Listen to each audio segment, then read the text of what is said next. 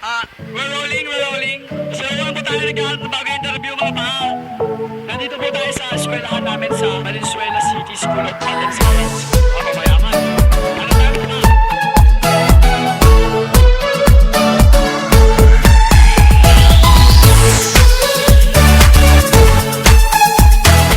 Siyempre ba ang interview? Ate, ano ba ano?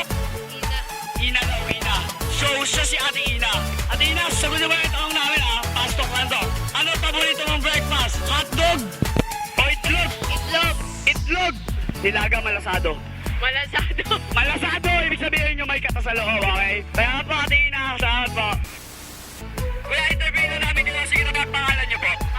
Siya po si Kuya Paolo. Say hi to Kuya Paolo mga paa. So, Kuya Paolo, may tanong lang po kami. Pastok lang po. Isang tanong, isang sagot lang po. Kailangan lang po namin dito. Ay, sige na, okay lang. So, anong gusto mong breakfast? Hotdog o itlog? Hotdog o itlog? Itlog daw, itlog. Prito o ilaga? Pritong itlog na pinate o pritong itlog na side up?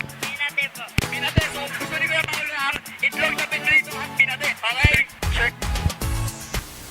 So, ang cute nilang dalawa no? Ang cute nilang dalawa, no? Grade 7 sila bago sila sa institusyong ito, okay? Grade 8 na nila sa Balmasay, so pangalawang taon na nila dito sa institusyon ito, no? Interviewin na natin sila. Paano mo, Kuya? Allen. Siya si Kuya Allen, mga kaibigan, okay? Ano paano mo? Siya si Kuya Benedict, siya si Kuya Allen, no? Kuya, ano paano mo? Robert, Allen, Benedict, Robert, mga paa. Ano paano mo? Glide, siya si Kuya Glide, okay? Mga papasin natin, kakaiba yung pangalan niya, Glide. Kuya, Lemuel. Kung siya si Lemuel, Kuya, si Lemuel, mga paa. Romeo, mga paa, meron tayo na bago na ilalagay si Terrence Romeo, okay? So, nalagay yung pangalan nyo, Romeo, Lemuel, Glide, Alex, and Chris Ross. Tama? Shucks, bye. So, punta tayo sa tanong natin sa kanila. Pastok lang, Kuya. Anong paborito mong breakfast? Hotdog o itlog? Siyempre itlog. Anong klase itlog? Nilaga, prito. Nilaga. Buko o malasado? Kahit ano. So, mahilig talaga sa itlog si Kuya. Next, hotdog, itlog. Mahilig din siya sa itlog. Nilaga, prito. Sunny side up o pinati? Pinati, itlog. Pinati. So, tayo, Kuya. Hotdog, itlog. Alam ba? Tatlong itlog, Nilaga, prito. Kahit ano rin, so mahilig din siya sa itlog. Sure, Kara.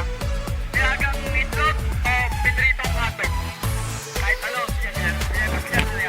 So, dito ako kay Paring Romeo. Itlog, hotdog. Itlog ni Kuya, sabi. Itlog po, o yung nilaga o yung pinrito? Yung pinritong itlog ni Kuya, okay? Pinate, sunny side up. Sunny side up. Okay. Ano pangalan mo, Kuya? Miguel Francisco po. Miguel Francisco. Pili ka, hotdog o itlog? Mahilig din sa itlog. Karamihan dito sa mga estudyante ng Balmasay at grade 8 students mahilig sa itlog. So, nilaga o pinrito? Nilaga ang itlog. Buong nilaga o yung may malasado? Buo. Ibig sabihin mahilig siya sa itlog na buo. Okay? Anong pangalan niya po? Siya si Kuya LJ. So, di ba tayo naiintindihan kaya hinahingin tayo sa mga bad words, Yung hotdog o yung itlog? I'm dead. Wasted. Isa ba? Hotdog o yung itlog? Gusto niya yung itlog kasi hindi niya tinignan yung hotdog. So, pritong itlog o yung nilagang itlog? Kaya sabi mo yan gusto ko yung boiled. So nilagang itlog. Yung buong itlog o yung may malasado? Breakfast. Malasadong itlog. Yung may katas-katas pa sa loob. Dali, so papayaw tayo sa kanila mga...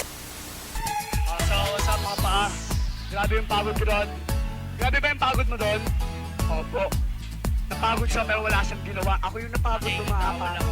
So mga pa, nandito naman tayo sa last version na itong segment natin. So, ito na ending yung conclusion ko lang doon. Marami kaming naloko ngayong araw na to. Naututunan sila kanilang project to. So, malalaman natin na every grade level sa Balmasay mahilig sa itlog.